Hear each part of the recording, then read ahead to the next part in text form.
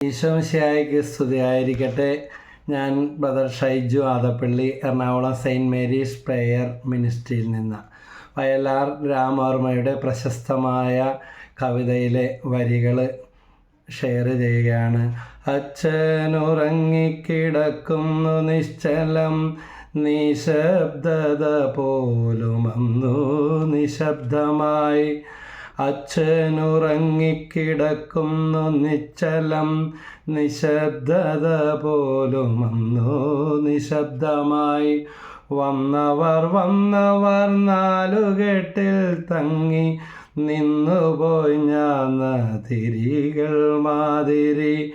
വന്നവർ നാലുകെട്ടിൽ തങ്ങി നിന്നുപോയി ഞാൻ തിരികൾ മാതിരി. അച്ഛനുറങ്ങിക്കിടക്കുന്നു നിശ്ചലം, നിശബ്ദത പോലും അന്നു നിശബ്ദമായി. കത്തുന്ന കാറ്റിൻ്റെ കാണാത്ത കൈകളിൽ എത്തിപ്പിടിക്കാൻ നിലവിളക്കിന്തിരി. ഇത്തിരി ചാണകം തേച്ച വെറും നില തച്ചനുറങ്ങാൻ കിടക്കുന്നതിങ്ങനെ. വന്നവർ നാലുകെട്ടിൽ തങ്ങി നിന്നുപോയി ഞാൻ തിരികൾ മാതിരി. ഇന്നും മനസ്സിൽ പച്ച പിടിച്ച് കിടക്കുന്ന, സ്കൂൾ പഠന കാലഘട്ടത്തിൽ പലതവണ കവിതാ പാരായണത്തിൽ പാടി സമ്മാനം മേടിച്ചിട്ടുള്ള ആ വരികൾ ഇന്ന് രാവിലെ പത്രം വായിച്ചപ്പോൾ, മലയാള മനോരമ പത്രത്തിലെ ഫ്രണ്ട് പേജിലുള്ള വാർത്ത വായിച്ചപ്പോൾ ഈ വരികൾ ഓർമ്മ വന്നെന്ന് മാത്രമല്ല, ആ വരികൾക്ക് ജീവൻ വെച്ചതുപോലെ ഒരു വാർത്ത.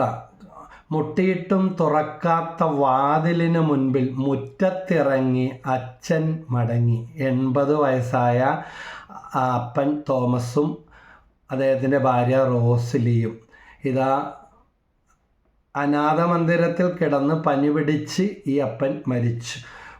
മകൻ്റെയും ഭാര്യയുടെയും ഉപദ്രവം സഹിക്കാഞ്ഞിട്ടാണെന്ന് പറയുന്നു. പോലീസിൻ്റെ ഇടപെടൽ മൂലം അനാഥ മന്ദിരത്തിലേക്ക് പോയ 2 സ്ഥാപനങ്ങളിൽ, പുരുഷന്മാരെ നോക്കുന്ന സ്ഥാപനവും സ്ത്രീകളെ നോക്കുന്ന, അമ്മയും അച്ഛനും ഈ വയസ്സാങ്കാലത്ത് ഇറങ്ങിപ്പോയി. അപ്പന് 80 വയസ്സുണ്ടായിരുന്നു. അച്ഛന് പനി പിടിച്ച് അവിടെ കിടന്ന് ഈ മനുഷ്യൻ മരിച്ചു. മണലൂർ സെയിൻറ്റ് ജോസ് കെയർ ഹോമിലായിരുന്നു തോമസിൻ്റെ മരണം. പക്ഷേ സ്വന്തം വീട്ടിലേക്ക് കൊണ്ടുവന്നു. അവിടെ ആരൊക്കെയുണ്ട്? ആ മക്കളൊക്കെ ഉണ്ട്. മകനും ഭാര്യയും ഉണ്ട്, മറ്റു മക്കളും ഉണ്ട് ഇവർക്ക്. പക്ഷേ മകനും ഭാര്യയും വീട് പൂട്ടി അവിടെ നിന്ന് ഇറങ്ങിപ്പോയി. ഇതാ സ്വന്തം മക്കൾ കൊട്ടിയടച്ച ഭവനത്തിൻ്റെ മുമ്പിൽ ഏതാനും ബന്ധുമിത്രാദികളുടെയും നാട്ടുകാരുടെയും സാന്നിധ്യത്തിൽ ഇതാ ആരും വഴക്ക് പറയാത്ത ലോകത്തിലേക്കുള്ള ഒരു മടക്കയാത്ര. ഇനിയും ഈ വീട്ടിൽ ഈ അമ്മ അനാഥ മന്ദിരത്തിൽ നിന്നാണിപ്പോൾ ഭർത്താവിൻ്റെ മൃതദേഹം കൊണ്ടുവന്നത്. എറവ് സെയിൻറ്റ് തെരേസാസ് കാപ്പൽ പള്ളിയിലാണ് ഈ മനുഷ്യനെ കൊണ്ടുപോയി അടക്കം ചെയ്യും വരെ വീട് അടഞ്ഞു കിടന്നു. പഞ്ചായത്ത് അധികൃതരും അന്തിക്കാട് പോലീസൊക്കെ ശക്തമായ രീതിയിൽ ഇടപെടുകയും വിളിക്കുകയും എല്ലാം ചെയ്തിട്ടും അടഞ്ഞു കിടന്ന വീട്ടിലേക്ക് ഈ ശവം എടുക്കുന്നത് വരെ മകനും ഭാര്യയും കുടുംബം വന്നില്ല. എന്തൊരു വേദനാജനകമായ. ഇതിൽ ചുമന്ന അക്ഷരത്തിൽ പത്രത്തിൽ കൊടുത്തിരിക്കുന്ന കാര്യം ഇതാണ്: തുറക്കാത്ത വീടിൻ്റെ മുറ്റത്ത് അനാഥാലയത്തിൽ മരിച്ച വയോധികന് അന്ത്യാഞ്ജലി യാത്രയാക്കാൻ മറ്റൊരു അനാഥാലയത്തിൽ നിന്നെത്തിയ ഭാര്യയും. ഇതാ മുട്ടിയിട്ടും തുറക്കാത്ത, ബൈബിളിൽ പറയുന്ന വാക്കുണ്ട്, മുട്ടുവിൻ തുറക്കപ്പെടുമെന്നാണ്. എന്നാൽ മുട്ടിയിട്ടും തുറക്കാത്ത വാതിലിന് മുന്നിൽ മുറ്റത്തുറങ്ങി അച്ഛൻ മടങ്ങി. കണ്ണാണോ കയ്യാണോ കാലാണോ വളരുന്നതെന്ന് ഓർത്ത് വളർത്തിയ മക്കളിൽ നിന്ന് കിട്ടിയ പ്രതിസമ്മാനം, അന്ത്യയാത്ര. സുഭാഷ 1:8 പറയുന്നു: മകനേ, നിന്റെ പിതാവിൻ്റെ പ്രബോധനം ചെവിക്കൊള്ളുക, മാതാവിൻ്റെ ഉപദേശം നിരസിക്കരുത്. അതുകൊണ്ട് അവരെത്ര ഓണം കൂടിയവരാണ്, എത്ര ക്രിസ്മസ് മുൻപ് കൂടിയവരാണെന്ന് പറയുമ്പോൾ പലപ്പോഴും ഇന്നത്തെ തലമുറക്ക് ജനറേഷൻ ഗ്യാപ്പ് എന്ന് പറയും, പഴഞ്ചൻ അറുബോറൻ എന്ന് പറയും. പക്ഷേ അനുഭവജ്ഞാനമുള്ളവരാണ്, അവസാനം അവർ പറയുന്നത് പോലെ കാര്യമായിത്തീരും. അതുകൊണ്ട് ഇനി അവർ പറയുന്നത് ചെയ്തില്ലെങ്കിലും ഒന്ന് കേട്ടാലെങ്കിലും അവരെ വിഡ്ഢികളാക്കുകയാണ്. എന്നാലും ഒരു സന്തോഷമല്ലേ. ഇന്ന് പലയിടത്തും പലർക്കും കേൾക്കാൻ സമയമില്ല. എനിക്കൊക്കെ ഒത്തിരി ഫോൺ കോൾ വരുമ്പോൾ ചെവിയൊക്കെ തരിക്കും, ഒരു വശമൊക്കെ കിഴച്ചു പോകും, തോളുവേദനയും കൈവേദനയും. എന്നാലും പരമാവധി അഡ്ജസ്റ്റ് ചെയ്യും. കാരണം വീട്ടിലെല്ലാവരും ഉണ്ട്, പക്ഷെ കേൾക്കാനോ സംസാരിക്കാനോ ആരുമില്ലാത്ത ശവകുടീരങ്ങളിൽ വസിക്കുന്ന പിശാചുബാധനായ മനുഷ്യനെന്ന് ബൈബിളിൽ പറയുന്ന മാർക്കോസിൻ്റെ വിശേഷത്തിൽ പറയുന്ന പോലത്തെ. കാരണം ഈ വെറുപ്പും വിദ്വേഷമെല്ലാം വെച്ച് പിശാചു കുടിൽ കെട്ടി വസിക്കുന്നു. ഒന്ന് സംസാരിക്കാൻ ആരുമില്ല, കേൾക്കാൻ ആരുമില്ല, ആരും ഇങ്ങോട്ടൊന്നും പറയുന്നില്ല, ചോദിക്കുന്നില്ല. മൃതകുടീരത്തിൽ വസിക്കുന്ന, ശവക്കല്ലറകൾക്കിടയിൽ വസിക്കുന്ന അവസ്ഥ. അങ്ങോട്ടും ഇങ്ങോട്ടും പറയേണ്ടത് പറയാനും കേൾക്കേണ്ടത് കേൾക്കാനില്ല. പിന്നെ ഉണ്ടാകുന്നത് എന്താണ്? വെറുപ്പുള്ളിടത്ത് എന്താണ്? സാത്താൻ കുടിയിരിക്കും. എന്നിട്ട് പറയും ഒരു അനുഭവം ഇല്ല, ഊതിപ്പറത്തി പോകുന്നുവെന്ന്. അതുകൊണ്ട് സുഭാഷിതം 23:19 പറയുന്നുണ്ട്, മകനെ ശ്രദ്ധിച്ച് കേൾക്കുക, വിവേകം പുലർത്തുക, മനസ്സിനെ നല്ല വഴിക്ക് നയിക്കുകയും ചെയ്യുക. ഇതാ ഉപ്പ് തിന്നണവൻ വെള്ളം കുടിക്കും. ഇത് ലോക നിയമമാണ്. അതുകൊണ്ട് 2 തരം വാതിലുകൾ നമ്മുടെ മുമ്പിലുണ്ട്. നമുക്ക് തോന്നുമ്പോൾ ജീവിക്കാം, അല്ലെങ്കിൽ ഇത്തിരി ത്യാഗം സഹിച്ച് നന്മ ചെയ്തു പോകാം. കാരണം ആയ കാലത്ത് അപ്പനും അമ്മയും നമുക്ക് വേണ്ടി എന്തോരം കഷ്ടപ്പെട്ടിട്ടുള്ളതാ, എന്തോരം ഉറക്കമൊഴിഞ്ഞിട്ടുള്ളതാ. എങ്ങനെയായിട്ട് ഒരു സ്ത്രീ പറഞ്ഞത് ഓർക്കണെയാണ്, അമ്മയും 2 മക്കളും. ഭർത്താവ് ഉണ്ടായപ്പോൾ ഒരാളും അനങ്ങൂല, ബന്ധുക്കളായാലും അയൽവാസികളായാലും ഒരാളും കളിക്കാൻ വരില്ലായിരുന്നു. എന്നാൽ ഇവർ തമ്മിൽ അത്ര സ്വരച്ചേർച്ച ഒന്നും ഇല്ലായിരുന്നു ജീവിതകാലത്ത്. പക്ഷേ അവസാനത്തെ 3 വർഷം ഈ മനുഷ്യൻ നല്ലൊരു കൊതിപ്പിക്കുന്ന പോലെ ജീവിച്ചിട്ട് കടന്നുപോയി. അങ്ങനെ ആകുന്നു 10-30 കൊല്ലം കാരിരുമ്പ് പോലെ ആയിരുന്ന, കരയാനറിയില്ല, ചിരിക്കാറിയില്ല, വികാരം പ്രകടിപ്പിക്കാൻ അറിയില്ല, നല്ലതാണെങ്കിൽ നല്ലതാണെന്ന് പറയില്ല, ദേഷ്യവും കുറ്റവും മാത്രം ചാടിക്കടിക്കുന്ന. അതിന് അദ്ദേഹത്തിൻ്റെതായ ജീവിത ബാക്ക്ഗ്രൗണ്ടുകൾ, ഈ അപ്പന് വളർന്ന കാലഘട്ടങ്ങളും കുടുംബത്തിലൊരു പാരമ്പര്യ സ്ഥിതികളൊക്കെ വെച്ച് നോക്കുമ്പോൾ ഇത്രയേ ഉള്ളല്ല എന്ന് അവർ തന്നെ അതിശയത്തോടെ പറയും. അപ്പോൾ പക്ഷേ അതെല്ലാം മനസ്സിലാക്കിയത് വളരെ വൈകിയാണ്. പക്ഷേ ഇയാൾ മരിച്ചു കഴിഞ്ഞപ്പോൾ ഇല്ലാത്ത പ്രശ്നങ്ങൾ വേലിയേറ്റം പോലെ മെക്കിട്ട് കയറൽ അയൽവാസികളിൽ നിന്നായാലും ബന്ധുക്കളിൽ നിന്നായാലും ഉണ്ടായപ്പോൾ പറഞ്ഞത്, അയാളുണ്ടായപ്പോൾ ഒരാളും കളിക്കാൻ വരില്ല, വെറുതെ അവിടെ ഇരുന്നാൽ മതി, ഒരെണ്ണം അനങ്ങൂല്ല, ഇനി ചീറ്റിത്തെറിച്ച് അടിപിടിയൊന്നും ഉണ്ടാക്കണ്ട, എല്ലാവർക്കും പേടിയും ബഹുമാനവും ആയിരുന്നു. അയാൾ പോകാൻ കാത്തിരുന്ന് ഇനി മക്കൾ പോലും സ്വഭാവം മാറിപ്പോയി എന്നും പറഞ്ഞ് ഇതിൽ ചുവട്ടിൽ നിന്നിരുന്നവരാണ്. അപ്പോൾ പോയി ബ്രദറെ, ഒരാൾക്കും പേടി, ആർക്കും ഇട്ട് തട്ടാവുന്ന പന്ത് പോലെ ആയിപ്പോയി. കണ്ണുള്ളപ്പോൾ കണ്ണിൻ്റെ വില അറിഞ്ഞില്ലെന്ന് പറയും. അതുകൊണ്ട് അച്ഛനെന്ന് പറഞ്ഞ ഒരാൾ വീടിനൊരു തണലാണ്. ചിരിക്കാനറിയില്ല, അല്ലെങ്കിൽ സ്നേഹിക്കാനോ ഒരുപാട് വർത്തമാനം പറയാനോ ഒന്നും അറിയില്ലെങ്കിലും അവർ കരയുന്നത് നിങ്ങൾ ഉണ്ടാകത്തില്ല. പക്ഷേ അവരുടെ ഉള്ളിൽ ഇടനെഞ്ച് പൊട്ടുന്ന ഒരുപാട് അവസ്ഥകളുണ്ടായിട്ടുണ്ടാകും. അതുകൊണ്ടാണ് ഞാൻ ചിന്തിക്കാറുണ്ട്, അപ്പന്മാരൊക്കെ സ്ട്രോക്ക് വന്ന, ഹാർട്ട് അറ്റാക്ക് വന്നൊക്കെ മരിക്കുന്നത്. കാരണം എല്ലാം ഇങ്ങനെ ഉള്ളിലൊതുക്കും, ഒന്നും ചിരിക്കില്ല, ഒന്നും കരയില്ല, എല്ലാം ഉള്ളിലൊതുക്കും. പക്ഷെ കൂടെയുള്ളവരുടെ കാര്യങ്ങൾക്ക് വേണ്ടി അങ്ങേയറ്റം വരെയും പോകും. പക്ഷെ ഒരു പ്രതിനന്ദി ഉണ്ടോ? ഇതെല്ലാം ഞങ്ങളുടെ അവകാശമെന്ന് പറയുന്നവരും അല്ലാത്തവരും ഉണ്ട്, അങ്ങനെയുള്ളവരെയും കണ്ടിട്ടുണ്ട്. അപ്പോൾ എഫേസസ് 1:8 പറയുന്നു, കുട്ടികളെ എന്നാണ് പറയുന്നത്. മക്കൾ എത്ര വലുതായാലും മാതാപിതാക്കൾക്ക് മക്കൾ തന്നെയാണ്. മക്കളുണ്ടായാലും ഭാര്യ ഉണ്ടായാലും ഇതാ കർത്താവിൽ നിങ്ങൾ മാതാപിതാക്കന്മാരെ അനുസരിക്കുവിൻ, അത് ന്യായയുക്തമാണ്. നിങ്ങൾക്ക് നന്മ കൈവരുന്നതിനും ഭൂമിയിൽ ദീർഘകാലം ജീവിക്കുന്നതിന് വേണ്ടി മാതാവിനെയും പിതാവിനെയും ബഹുമാനിക്കുക. വാഗ്ദാനത്തോടു കൂടി ആദ്യത്തെ കൽപ്പന ഇതത്രേ. ഭർത്താവിൻ്റെ മാതാപിതാക്കളും ഈ ലിസ്റ്റിൽ വരും, ഭാര്യയുടെ മാതാപിതാക്കൾ ഈ ലിസ്റ്റിൽ വരും. ഇങ്ങനത്തെ ഒരു ഭാര്യനെ കിട്ടിയെങ്കിൽ നല്ല ഭാര്യയാണ്, നല്ല ഭർത്താവാണെന്ന് പറയും. എങ്കിൽ അവർക്ക് കുറവുകളുണ്ടെങ്കിൽ ഇവരെ പ്രതി അത് ക്ഷമിക്കണം. അങ്ങനെ പറ്റാത്തവർ എഫേസസ് 1:8 വചനം 100 കണക്കിന് പ്രാവശ്യം ഒരു 10-45 ദിവസം ഒന്ന് പ്രാർത്ഥിക്കും, ഈ വചനത്തിൻ്റെ അഭിഷേകത്താൽ നിറക്കണേന്ന്. കാരണം എല്ലാം ഉണ്ട്, പക്ഷേ ഈ ഒരു ഇത് മാത്രമില്ല. പ്രായമായവരെ ബഹുമാനിക്കാൻ പറ്റുന്നില്ല, അല്ലെങ്കിൽ മിണ്ടുന്നില്ല, മുഖം മാറ്റി പോകുന്നു, അവർ പറയുന്നത് കേൾക്കുന്നില്ല. വർഷങ്ങളായിട്ട് ഇങ്ങനെ അകൽച്ച. നിങ്ങളും ഇതാ പഴുത്തല വീഴുമ്പോൾ പച്ചല ചിരിക്കരുതെന്ന് പറയും. നിങ്ങളും മക്കളെ വളർത്തുന്നുണ്ട്. ഇപ്പോൾ ഭയങ്കര മിടുക്കന്മാരും ഒരു കാലത്ത് ഈ വിദേശ രാജ്യങ്ങളിലൊക്കെ കെയർ ഹോം, അനാഥ മന്ദിരങ്ങളൊക്കെ ഉണ്ടെന്ന് പറയുമ്പോൾ നമ്മുടെ നാട്ടിലെ ആൾക്കാർ നെറ്റി ചുളിക്കും, അത്ഭുതം തോന്നും. എങ്ങനെ മാതാപിതാക്കന്മാരെ വലിയ പാരമ്പര്യവും ആചാരമര്യാദകളും ഉള്ള ഗോഡ്സ് ഓൺ കൺട്രി അല്ലേ നമ്മുടെ നാട്. പക്ഷേ ഇന്ന് നമ്മുടെ നാട്ടിലെ കാര്യങ്ങൾ കേട്ടിട്ട് അവർ നെറ്റി വിളിക്കുന്ന അവസ്ഥയാണ്. എൻ്റെ വീട് വൈറ്റില, ചളിക്കവട്ടത്തിനടുത്താണ്, പൊന്നുരുന്തി ഈസ്റ്റ്. അപ്പോൾ ചളിക്കവട്ടം കുഴുവേലി അമ്പലത്തിൻ്റെ അടുത്താണ്. ഇവിടെ നിന്ന് 1 കിലോമീറ്റർ ചുറ്റളവിൽ വലിയൊരു ഈ ഓർഫനേജ് അല്ലെങ്കിൽ പ്രായമായ അച്ഛനെയും അമ്മനെയൊക്കെ നോക്കുന്ന സ്ഥാപനം. അവരിപ്പോൾ ഇവിടെ സ്ഥലം പോരാഞ്ഞിട്ട് കാക്കനാട് ഒരു ഇതിനേക്കാൾ വലുതും കൂടി എടുത്ത് ഇവിടെ തന്നെ 100 കണക്കിനുണ്ട്. അപ്പോൾ ഇങ്ങനെ കൊണ്ടുവന്ന് വിട്ടിട്ട് പോകുന്നത് കാണാം. ഞായറാഴ്ച പള്ളിയിൽ പോയിട്ടൊക്കെ വരുമ്പോൾ പൊതിയൊക്കെ പിടിച്ച് അപ്പനെയും അമ്മനെയും കാണാൻ വരുന്ന മക്കളെയും അല്ലെങ്കിൽ വിദേശത്തു നിന്നൊക്കെ വരുമ്പോൾ വന്ന് കണ്ടിട്ട് പോകുന്നവരെയൊക്കെ കണ്ടിട്ടുണ്ട്. കഷ്ടമല്ലേ. പിന്നെ ചിലരുണ്ട് വിദേശത്തേക്ക് കൊണ്ടുപോകും. എപ്പോഴാണെന്നറിയാം, വേലക്കാരെ നിർത്തി അല്ലെങ്കിൽ മക്കളെ പേരക്കിടാങ്ങളെ നോക്കാൻ, അവരുടെ മക്കളെ നോക്കാൻ ജോലിക്കാരെ നിർത്തുമ്പോൾ അത് വിശ്വാസ്യത ഇല്ല, അല്ലെങ്കിൽ പൈസ ഒരുപാട് ചിലവ് താങ്ങാൻ പറ്റുന്നില്ലെന്ന് വരുമ്പോൾ അത്രയും നാൾ ഉപേക്ഷിച്ചിരുന്ന അമ്മേനെയും അപ്പേനെയൊക്കെ മാറി മാറി കൊണ്ടുപോകുന്നവർ കണ്ടിട്ടുണ്ട്. എല്ലാവരും അങ്ങനെയാണെന്നല്ല, നല്ലൊരു ഫാമിലി അറ്റ്മോസ്ഫിയറിൽ ജീവിക്കുന്നവരുണ്ട്. അത് ഇത് കേട്ട് നിങ്ങൾ വിഷമിക്കരുത്, എന്നോട് വെറുപ്പ് തോന്നരുത്. പക്ഷേ പച്ചയായിട്ട് സാധാരണ കണ്ടുവരുന്ന നിത്യ അനുഭവങ്ങൾ ഞങ്ങൾ ഒരുപാട് കേൾക്കുന്നത് കഴിഞ്ഞ 10-36 വർഷമായിട്ട് ഇതിൻ്റെ നടുവിൽ കേട്ടുകൊണ്ടിരിക്കുന്നവരാണ്. ഞാനൊരു ഇതുപോലെ അമ്മമാരുടെ ഇതിനു വേണ്ടി ശുശ്രൂഷ കഴിഞ്ഞ് ഒരുപാട് അമ്മമാരുണ്ട്. അന്ന് വാർഷികം എന്തോ ആയിരുന്നു. അവർ വന്നിട്ട് എന്നെ പറഞ്ഞു, ഒന്ന് തൊട്ടോട്ടെ മോനെ, ഒന്ന് തൊട്ട് മൊത്തിക്കോട്ടെ മോനെ, മോനൊന്ന് അമ്മച്ചീനെ ഒന്ന് പിടിച്ചെന്ന് പറഞ്ഞിട്ട് കരഞ്ഞു പോയ അവസ്ഥകളാണ്. അപ്പോൾ അവസാനം ആ പ്രോഗ്രാമിന് വിളിച്ച് അച്ഛൻ പറഞ്ഞ് പെട്ടെന്ന് തന്നെ എല്ലാവരും മാറുന്നവർ പിടിച്ചുകൊണ്ട്. അപ്പോൾ അച്ഛൻ പറഞ്ഞ് നിന്നെ അവർ പൊടിച്ച് തിന്ന് കളയും. കാരണം അവർക്ക് ആ വചനം പറഞ്ഞ ക്ലാസ് ഒത്തിരി ഇഷ്ടപ്പെട്ട് കൊതിച്ചു പോയി.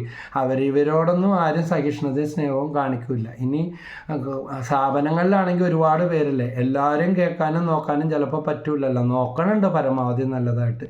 അപ്പോൾ നീ ഒന്ന് നിന്ന് കൊടുത്തപ്പോൾ, ഒന്ന് അടുത്ത് വന്നപ്പോൾ അവർക്ക് ഇത് തന്നെ സ്വർഗമെന്നുള്ള അവസ്ഥയായ ഇങ്ങനത്തെ അപ്പന്മാരുടെ അമ്മമാരുടെ അപ്പം പറഞ്ഞ ഇതാ 37 സെൻറ്റ് സ്ഥലം ഉണ്ടായിരുന്നു. പള്ളിയിൽ പോലും പോകാതെ വർഹോളിക്കായിരുന്നു, എല്ലാം ഉണ്ടാക്കി. ഇപ്പം 3 മക്കളെല്ലാം മേടിച്ചെടുത്ത് അമ്മേനെ മാറി മാറി നിർത്തും. അപ്പനെ എവിടെയെങ്കിലും പോയി ജീവിച്ചോന്നും പറഞ്ഞു വിട്ടിട്ട് ഇപ്പോൾ സെക്യൂരിറ്റി ആയിട്ട് ജോലി എടുക്കുക. അവർ ധ്യാനകേന്ദ്രത്തിൻ്റെ വാതിക്ക് സെക്യൂരിറ്റി ആയിട്ട് കിട്ടി. അപ്പം പറഞ്ഞു മക്കൾക്ക് വേണ്ടെങ്കിലും ദൈവത്തിന് വേണം. ഇങ്ങനത്തെ ഒരു സ്ഥലത്തെത്താൻ പറ്റിയല്ല. ഇനി ഞാൻ ദൈവത്തിന് നന്ദി പറയണേ. കാരണം പണ്ട് എൻ്റെ ജീവിതത്തിൽ കുർബാനയും പ്രാർത്ഥനയും ഒന്നുമില്ല, ജോലിയാണ് വലുതെന്നും പറഞ്ഞ് ഇവർക്ക് വേണ്ടി മരിച്ച് എല്ലാം ഉണ്ടാക്കിയപ്പോൾ ഞാൻ ഉണ്ടാക്കിയത് എല്ലാം അവർ തട്ടിയെടുത്ത്. കാരണം പണത്തിന് പ്രാധാന്യം കൊടുത്ത എൻ്റെ നാളുകളാണ് അവർ പകർത്തിയെടുത്തത്. ആ പണം എന്നും പറഞ്ഞ് പ്രാർത്ഥനയും പള്ളിയില്ലാതെ ജീവിച്ചു. ഞാനാണ് ബ്രദറെ ഇതിന് കാരണമെന്ന് പറഞ്ഞ് മക്കൾ അമിതമായി എൻ്റെ ഭാര്യ വിശ്വസിച്ചു പോയി. ഞാൻ ഭാര്യയുടെ പേര് വെച്ചതെല്ലാം ഞാനറിയാതെ അവർക്ക് ഒപ്പിട്ടും എഴുതി കൊടുത്തു. തിരിച്ചൊക്കെ പിടിക്കാം, മക്കളല്ലേ, കേസിനൊക്കെ പോയ നാണക്കേടല്ലേ. ഇത്രയും നാൾ നമ്മൾ ജീവിച്ചു, ഇനി എത്ര നാൾ ജീവിക്കുമെന്ന് പറഞ്ഞ് മുടിയൊക്കെ നരച്ച അപ്പൻ തല തടയിക്കൊണ്ട് പറഞ്ഞത് കണ്ണുനീരും തുടക്കുന്നുണ്ടാവും, ഓർക്കുകയാണ്. ഇങ്ങനെ വിഷമിക്കുന്ന ഒരുപാട് പേരുണ്ട്. ഞങ്ങൾ ഈ വിശപ്പിൻ്റെ വിളി തെരുവിൽ കിടക്കുന്നവർക്ക് ഭക്ഷണവുമായിട്ട് പോകുമ്പോൾ ഇതുപോലെയുള്ള പല മുഖങ്ങളെയും കണ്ടുമുട്ടും. ഒരിക്കൽ നോർത്ത് പാലത്തിനടിയിൽ എറണാകുളത്ത് കിടക്കുന്ന ഒരപ്പനും അമ്മയും പ്രത്യേകമായിട്ട് അവരോട് സംസാരിക്കണമെന്ന് തോന്നി. കാരണം എല്ലാവരും ചോറ് മേടിക്കാൻ വരുന്നു. ആ ഒരു കുത്തുവടിയുണ്ട്. ആ അമ്മ അവിടെ ഇരിക്കുന്നത് കണ്ട് ഞാൻ അങ്ങോട്ട് ചോറും കൊണ്ട് ചെന്ന് കൊടുത്തപ്പോൾ പറഞ്ഞു ഒരെണ്ണപ്പനും കൂടെ തരാമോ എന്ന് ചോദിച്ചു. അപ്പോൾ ഞാൻ പോയി അടുത്ത ചോറും കൂടെ എടുത്തപ്പോൾ എവിടെ നിന്ന് അപ്പൻ അങ്ങോട്ട് വന്നു. അങ്ങനെ 2 പേർക്കും ചോറും പൊതി കൊടുത്തു.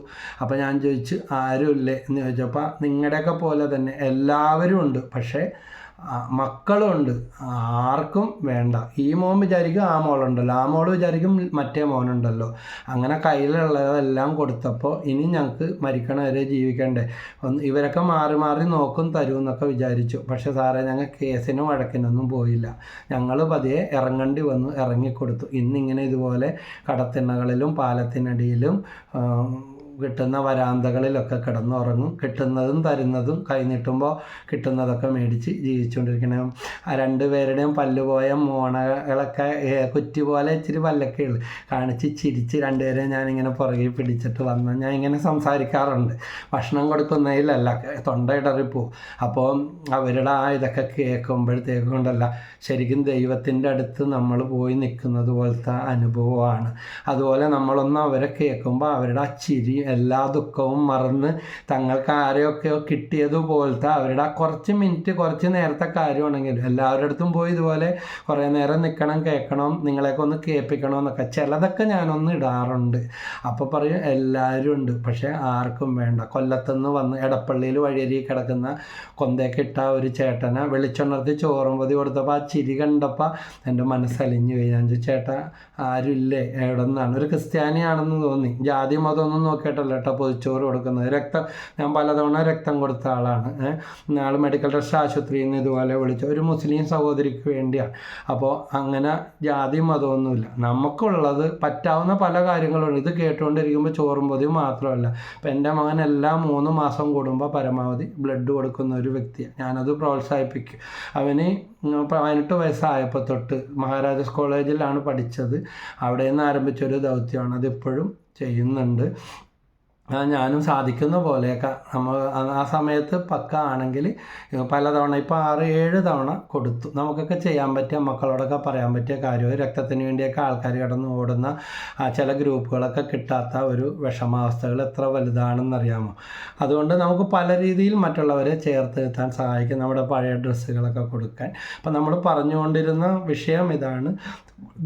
കർത്താവിൽ നിങ്ങൾ മാതാപിതാക്കന്മാരെ അനുസരിക്കും. അവർ ചിലപ്പോൾ അനുസരണക്കേടായിരിക്കാം, നിങ്ങൾ നോക്കിയിട്ടുണ്ടാകത്തില്ല. പക്ഷേ ദൈവത്തിൻ്റെ വചനം പറയാം, കർത്താവിൽ നേർച്ചപ്പെട്ടി കൊണ്ടുവരുന്നതും മരിച്ചു കഴിഞ്ഞിട്ട് നാട്ടുകാരെ ബോധിപ്പിക്കാൻ 3 നേരം പായസം കൂട്ടി ചിലപ്പോൾ ഉള്ളിൽ ചിരി വരും, അല്ലെങ്കിൽ സഹതാപം തോന്നും ചിലരൊക്കെ കാണിച്ചു കൂട്ടുന്ന. കാരണം ആ ജീവിച്ചിരുന്നപ്പോഴുള്ള അവരോടുള്ള അവരുടെ അവസ്ഥകളൊക്കെ വളരെ പരിതാപകരമായിരുന്നു.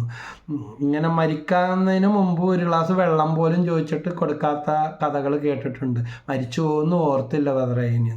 സാമ്പാറും കൂട്ടി ഇഡ്ഡലി കഴിക്കണമെന്ന് പറഞ്ഞിട്ട് സാമ്പാർ ഉണ്ടാക്കി കൊടുത്തില്ല, അഹങ്കാരം എന്നും പറഞ്ഞ് ചമ്മന്തിയും കൂട്ടി കൊടുത്തു. പക്ഷേ ഉച്ചക്കത്തേക്ക് സാമ്പാർ വെച്ചു.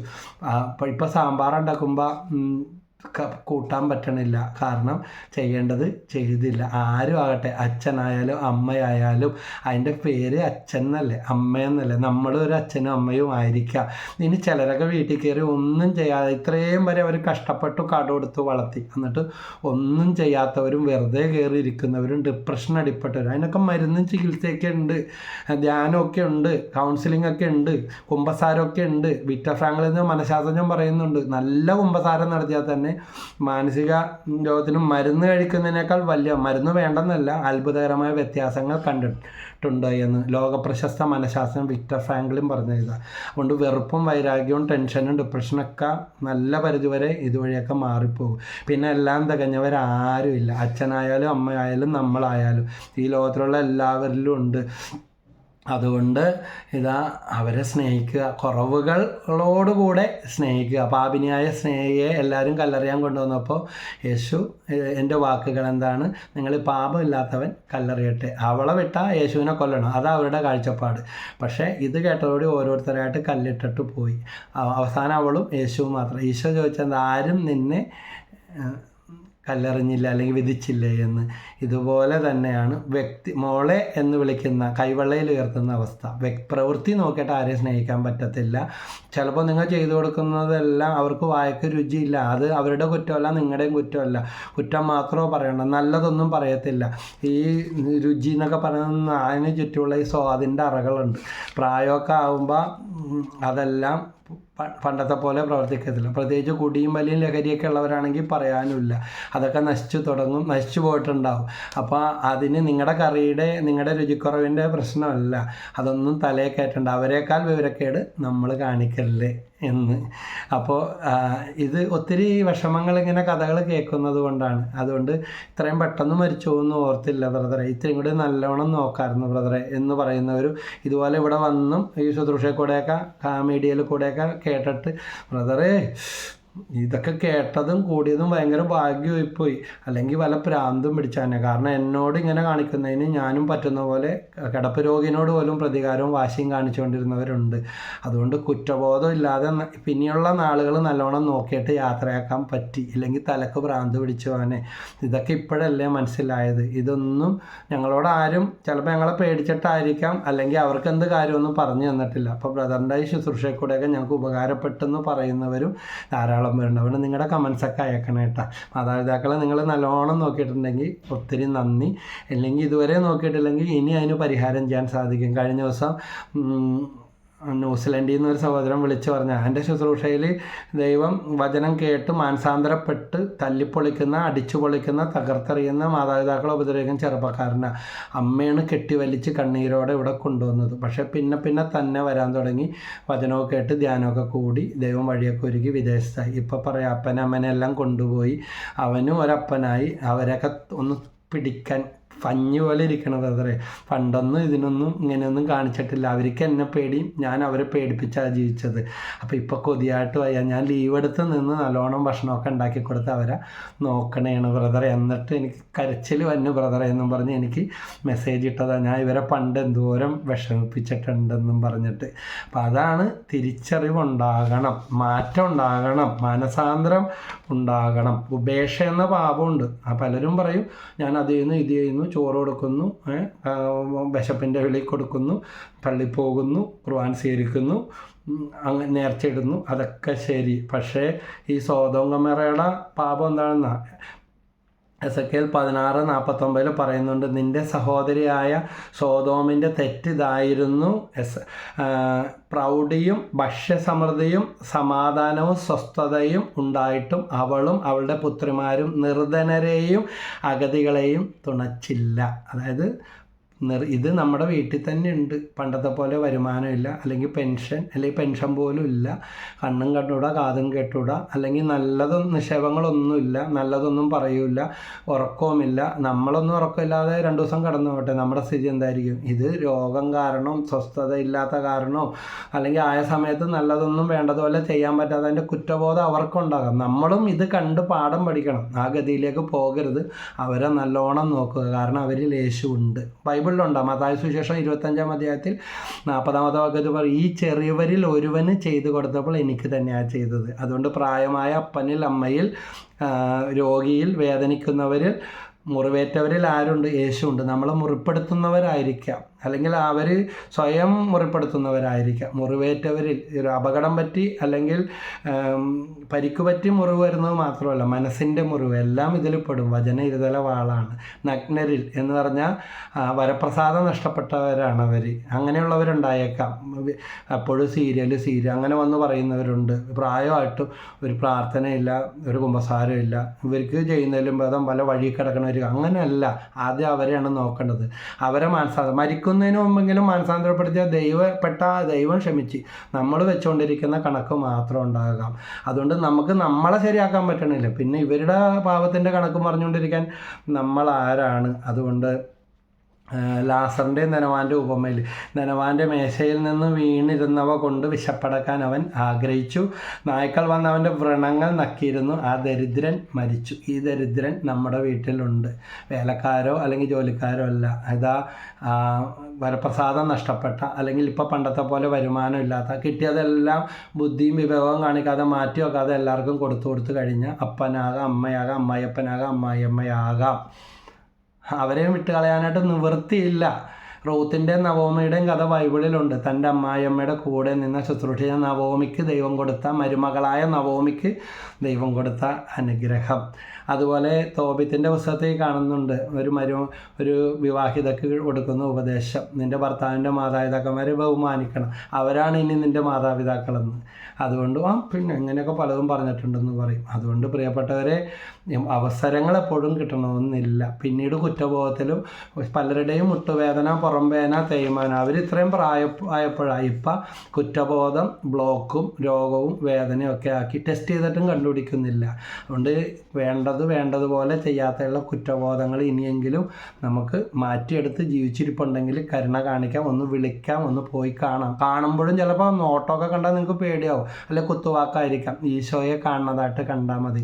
ഇതാ മുറിവേറ്റ ആ തിരുമുഖം അല്ലെങ്കിൽ ആ ക്രൂശിതൻ്റെ തിരുസ്വരൂപം കാണുന്നത് പോലെ മുറിവൊഴിയാത്ത മേഖലയില്ല. അവരെ കാണുക, അവരെ സ്നേഹിക്കുക. നല്ലത് വചനം കേട്ടിട്ട് സഹായിക്കാൻ ചെന്നിട്ട് വീണ്ടും മുറിവായിട്ട് വരരുത്. മുറിവെന്ന് പറഞ്ഞാൽ തല്ല് പിടിച്ചിട്ട് ചീത്ത വിളിച്ചിട്ട് വരരുത്. അതുകൊണ്ട് പ്രത്യേകം പറയണേണ്, നിങ്ങൾ സംയമനം പാലിക്കുക. നിങ്ങൾ ഭയങ്കരമായിട്ട് ബ്ലസ്ഡ് ആവും. നിങ്ങൾ ഭയങ്കര അഭിഷേകം കിട്ടും. ജോലിയില്ലാതെ നിങ്ങളുടെ കുറേ പേരൊക്കെ വിളിക്കുന്നുണ്ട്. മോൻ MBA കഴിഞ്ഞിട്ട് ബിടെക് കഴിഞ്ഞിട്ട് ഉന്നത വിജയം ലഭിച്ചവർക്ക് കിട്ടുന്നില്ല. ഏറ്റവും താഴെ കിടക്കുന്നവൻ ദൈവമേ കരുണ കരുണ കരുണ അല്ലെങ്കിൽ പ്രായശ്ചിത്ത പ്രവൃത്തിയും പ്രാർത്ഥനയും പരിഹാരമായിട്ട് അവരവരുടെ മാതാപിതാക്കളൊക്കെ നടന്ന് വലിയ ലെവൽ കിട്ടിയവൻ കയറിയിരിക്കുന്ന അവസ്ഥ. അതുകൊണ്ട് ഇങ്ങനത്തെ വല്ലതൊക്കെ കുടുംബത്തുണ്ടെങ്കിൽ 30 ലക്ഷമായിട്ട് കടമായിട്ട് വന്ന ഒരാൾക്ക് ഇതുപോലെ പറഞ്ഞു കൊടുത്ത അപ്പൻ്റെ അമ്മ ഇങ്ങനെ കളിയാക്കുന്ന സ്വഭാവം, കോമഡിയാണെന്ന വിചാരം. അപ്പോൾ ആ അമ്മ ഭക്ഷണം കഴിക്കാതിരുന്നപ്പോൾ ഇന്നുവരെയും പറഞ്ഞിട്ടില്ല, എടാ നീ ഇത് അനുഭവിച്ചിരിക്കടാ എന്ന് പറഞ്ഞു. പക്ഷേ ചങ്ക് തിളക്കുന്ന അനുഭവം, മുറിവുകൾ ഒഴുകുന്നില്ല, വേദന. ആരെ ശപിക്കരുത് കേട്ടോ, ആരെ ശപിക്കാൻ നമുക്ക് അധികാരമില്ല. അപ്പം പറഞ്ഞതാ കോമഡി ആയിട്ടാണ് കാണിച്ചത്. അതുകൊണ്ട് പ്രായമായവർക്ക് അവർക്ക് മനസ്സിലാവുന്ന ഭാഷയിലൊക്കെ ഇടപെടുക. കൂടുതൽ കോമഡി കാണിച്ച് ചെളിയാകാൻ വേണ്ടി നിൽക്കരുത്. യാക്കോബ് 4:7 പറയുന്നുണ്ട്, ചെയ്യേണ്ട നന്മ എന്താണെന്ന് അറിഞ്ഞിട്ടും അത് ചെയ്യാതിരിക്കുന്നവൻ പാപം ചെയ്യുന്നു. യാക്കോബ് 4:17. അതുകൊണ്ട് ഇന്ന് ഈ പത്രത്തിൽ കണ്ട ഈ ചങ്കലക്കുന്ന കാഴ്ച കാണേണ്ടത് തന്നെ. കുരിശൊക്കെ ഉയർന്നു നിൽപ്പുണ്ട്, ശവവും കിടപ്പുണ്ട്, ചുറ്റിനും ഏതാനും ചേടത്തിമാരിയ്ക്കുന്ന അരിമ്പൂർ കൈപ്പള്ളി പ്ലാക്കൽ തോമസിൻ്റെ മൃതദേഹം മുറ്റത്ത് കിടത്തിയിരിക്കുന്നു എന്നാണ് വാർത്ത. അടഞ്ഞു കിടക്കുന്ന വീടിൻ്റെ ജനലും വാതിലും കാണാം. അച്ഛനുറങ്ങിക്കിടക്കുന്നു നിശ്ചലം, നിശബ്ദത പോലും അന്നു നിശബ്ദമായി. ആർക്കും ഈ ഗതി വരല്ലേ എന്ന പ്രാർത്ഥന ഇനി ആവർത്തിക്കപ്പെടാതിരിക്കാൻ വേണ്ടിയായിരിക്കാം. എന്തായാലും മലയാള മനോരമയെ പത്രത്തെ ഞാൻ അഭിനന്ദിക്കുകയാണ്. കാരണം ഇന്ന് വേറെ വാർത്താ പ്രാധാന്യമുള്ള മറ്റ് പല രാഷ്ട്രീയ വടംവലികളും അങ്ങനെ പല കാര്യങ്ങളുടെ പുറകെ ലോകം ഓടുമ്പോൾ അവരിത് ഫ്രണ്ട് പേജിൽ തന്നെ കൊടുത്തു. കാരണം ഇന്ന് ലോകം ഇങ്ങനെ തിരിഞ്ഞു നോക്കേണ്ട ഒരു അവസ്ഥ, ഈ മേഖല വർദ്ധിച്ചു കൊണ്ടിരിക്കുകയാണ്. അവർക്ക് വരുമാനമില്ല, വഴിയില്ല, അല്ലെങ്കിൽ ഇനി അവർക്ക് വേണ്ടി വെച്ചുകൊണ്ടിരുന്ന ചെലവ് മാത്രം. അപ്പം ഞങ്ങളുടെ പ്ലാനും പദ്ധതികൾ വെട്ടിച്ചുരുക്കേണ്ടി വരും. അതാ ബുദ്ധി കാണിക്കുന്നത് പലരും. പക്ഷേ അത് മാത്രമല്ല നിക്ഷേപം. കഴിഞ്ഞ ദിവസം എൻ്റെ മകൻ വിയറ്റ്നാമിൽ നടന്ന ഏഷ്യൻ ഗെയിംസിൽ ഏഷ്യൻ പവർ ലിഫ്റ്റിംഗ് ഇതിലും പങ്കെടുക്കാനായിട്ട് അവസരം കിട്ടി. പക്ഷേ അവൻ ചോദിച്ചു, പപ്പ എന്ത് ചെയ്യും, പൈസ നമ്മുടെ ഇന്ത്യൻ മണി എടുക്കില്ലല്ലോ എന്ന് ചോദിച്ചു. ഇന്ത്യൻ മണി 50,000 രൂപ അവൻ്റെ കയ്യിലുണ്ട്. അപ്പോൾ അത് അവൻ്റെ കയ്യിലുണ്ടായിരുന്ന എല്ലാം കൊണ്ട് ലുലു മാളിൽ പോയി അവിടെ എക്സ്ചേഞ്ച് ചെയ്തെടുത്ത് 5 ലക്ഷത്തിൻ്റെ നോട്ടുകൾ തൊട്ടാൽ കിട്ടിയത്, അവിടുത്തെ പൈസയുടെ ഇതനുസരിച്ച് വാല്യൂ അനുസരിച്ച്. എന്നിട്ട് 1,35,00,000 രൂപയും കൊണ്ട് ഞാൻ കോടീശ്വരനായി പപ്പയെന്നും പറഞ്ഞാണ് വന്നത്. 1,35,00,000 രൂപ അടുത്തുണ്ടായി. 50 അതിന് മുകളിലായിരിക്കാം മാറി എടുത്ത്. കാരണം നമ്മുടെ പൈസയും കൊണ്ട് അവിടെ പോയിട്ട് പൈസ തന്നെയാണ്, ഒന്നും കിട്ടത്തില്ല. ഇവിടുത്തെ പൈസയും കൊണ്ട് പോകണം. അതുകൊണ്ട് നമ്മുടെ കയ്യിൽ എന്തെല്ലാം നിക്ഷേപങ്ങളുണ്ടെങ്കിൽ അത് പുണ്യങ്ങളാക്കി മാറ്റണം. ഞാൻ പറഞ്ഞു വന്ന ഇതാ, ഇന്ത്യൻ മണിയും വെച്ച് അവിടുത്തെ കടയിൽ നടന്നിട്ടോ കൊടുത്തിട്ടോ ഒരു കാര്യവുമില്ല. അവിടെ വിയറ്റ്നാമിലെ എൻ്റെ പേര് ഞാൻ ഓർക്കണില്ല, അറിയാമെങ്കിൽ നിങ്ങൾ ഒന്ന് ബ്ലിങ്കിറ്റ് എന്ന് പറഞ്ഞാൽ അത് റിങ്കറ്റ്, വിയറ്റ്നാമിലെ പൈസ ആക്കിയെടുത്ത്. അതുപോലെ അമേരിക്കയിലെ ഡോളർ ആയാലും ഗൾഫ് രാജ്യങ്ങളിലെ ദിനാറൊക്കെ ആയാലും അവിടെ പോകുമ്പോൾ അതായിട്ടും വിമാനത്താവളത്തിൽ നിന്നോ ഇവിടെ എക്സ്ചേഞ്ചിലോ ഒക്കെ മാറ്റിയെടുത്താൽ നമുക്ക് അവിടെ പോയി ജീവിക്കാൻ പറ്റും. അല്ലെങ്കിൽ ജലവാനം ഇറക്കാൻ പറ്റത്തില്ല. അവൻ പറഞ്ഞു, പൈസയൊക്കെ വെച്ച ബാഗ് മത്സരത്തിന് ഒരുങ്ങിയതുകൊണ്ട് വേറെ മത്സരം കഴിഞ്ഞവരുടെ കൊടുത്തേപ്പിച്ചിട്ട് ഇവർ എഴുന്നേറ്റപ്പോൾ വൈകിപ്പോയി. മത്സര സ്ഥലത്തെത്തി, പക്ഷേ ഒരു ജലപാനം ചെയ്യാൻ പറ്റിയില്ല. അവിടെ ഭക്ഷണം കൊടുക്കുന്ന സമയം സമയം കഴിഞ്ഞു പോയി. കാരണം പൈസയുടെ ബാഗ് വേറെവരുടെ അടുത്തായിപ്പോയി. മത്സരം എല്ലാം കഴിഞ്ഞപ്പോഴാണ് അവരെ കണ്ടെത്തിയത്. അപ്പോൾ പട്ടിണി വയറിലാണ്, വെള്ളം പോലും മേടിക്കാൻ എല്ലാത്തിനും പൈസ വേണം, പൈസയില്ല. അപ്പോൾ ഇത് റിങ്കിറ്റ് കയ്യിലുണ്ട്, അത് വേറെ ആൾക്കാരെ സൂക്ഷിക്കാൻ ഏൽപ്പിച്ചുകൊണ്ട് ഒരു കമ്മ്യൂണിക്കേഷൻ ഗ്യാപ്പ്, വിളിച്ചിട്ടും കിട്ടണില്ല. അവസാനം എല്ലാം കിട്ടി, വെള്ളമൊക്കെ ഭക്ഷണമൊക്കെ കഴിച്ച് തിരിച്ചൊക്കെ പോന്ന്. അപ്പോൾ ഇതുപോലെ തന്നെ നമ്മുടെ സൂക്ഷിക്കേണ്ട കാര്യങ്ങൾ നമ്മൾ സൂക്ഷിക്കുക. ഇവരും ചെയ്യണതോ ചെയ്യാതിരിക്കുന്നതല്ല, നമ്മൾ പുണ്യങ്ങൾ ചെയ്താൽ അതിൻ്റെ ഗുണം അവനവൻ്റെ കൈ അവനവൻ്റെ തലക്കയിൽ ഉണ്ടാവുള്ളൂ എന്ന് പറഞ്ഞതുപോലെ നമുക്ക് പുണ്യം കിട്ടണമെങ്കിൽ നമ്മുടെ മനസാക്ഷി അനുസരിച്ച് ചെയ്യുക. കളിയാക്കുന്ന, ഞാൻ ഈ തെരുവിൽ കിടക്കുന്നവർക്ക് ഭക്ഷണം കൊണ്ടുപോയി കൊടുക്കുന്ന പ്രായമായവരോ കൂടുതലും അച്ഛനും അമ്മയും അല്ലെങ്കിൽ മാനസിക രോഗികളൊക്കെ ഉണ്ട്. ഇറക്കി വിട്ടതോ ഇറങ്ങിപ്പോകുന്നതോ ഒക്കെയാണ്.